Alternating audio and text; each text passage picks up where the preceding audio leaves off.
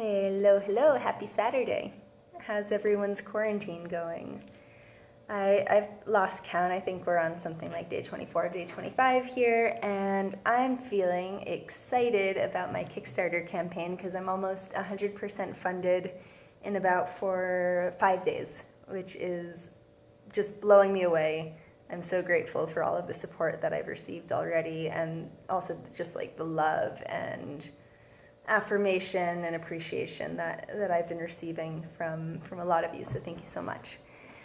And as promised, I'm going to keep sharing little excerpts from my book, Vagabondess, A Guide to Solo Female Travel, that feel relevant to our current reality. So focusing less on the pieces that are about traveling out there and more about sort of the themes that might be helpful to the experience that we're all living right now. And a theme that's been really alive for me the last few days is optimism. I am an optimist, as those who know me know, and I have a whole philosophy around it. I don't think optimism is just a character trait. I think it's a choice. It's an active choice that we continually make to maintain a state of optimism. And optimism and trust are really closely linked for me. So this excerpt is from chapter 3, and chapter 3 of my book is all about trust and intuition. So here's a little piece of Vagabondess. Trust in others is an act of rebellion, subversion, and faith. We choose to trust others. We don't wait for proof that they can be trusted. In fact, we choose to trust them in spite of proof that they cannot be trusted.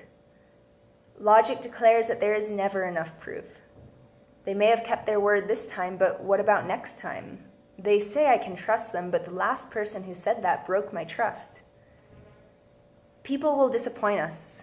They will break our trust. They will cause us to doubt the wisdom of trusting again, opening again, letting ourselves be vulnerable again. True trust in others, especially strangers, cannot arise from naivete or blind innocence. To the contrary, it must grow from complex awareness of the good and the bad in humanity, acceptance of that duality, and finally a conscious decision to trust anyway. I call it optimism. Rebellion against cynicism. How many times have I been disappointed by the men I date? Too many to count. How many times have I accepted a Facebook friend request from a stranger only to block them a few days later after they surpassed the acceptable level of harassment? Hundreds. The acceptable level of harassment is 0, by the way.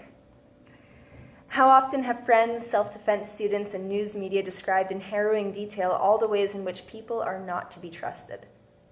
Every goddamn day. It would be easy to build up walls, withdrawn to a hard, safe shell, hide behind wizened cynicism. But I do not want to do that.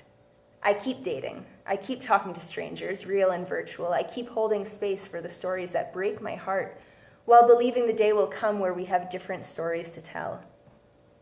My optimism is not primarily about the future, however. It is about the here and now.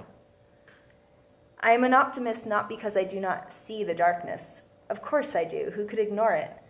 But because I choose to always strive for its opposite.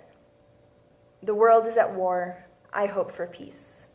Humans are cruel, petty, hateful, and foolish, but I know, they are more often kind, generous, loving, and wise. No matter how many times I encounter the former, I continue to trust. This is not naivete. It is optimism. My world, the world I want to live in, must deserve my faith. How can we be incorrigible optimists in a world that is constantly turning on its head? Simple. We choose it. There is no other way. So again, that's a little excerpt from Vagabondess, A Guide to Solo Female Travel. It is now live on Kickstarter. You can get it at a special pre-sale discount in an electronic book form or in print.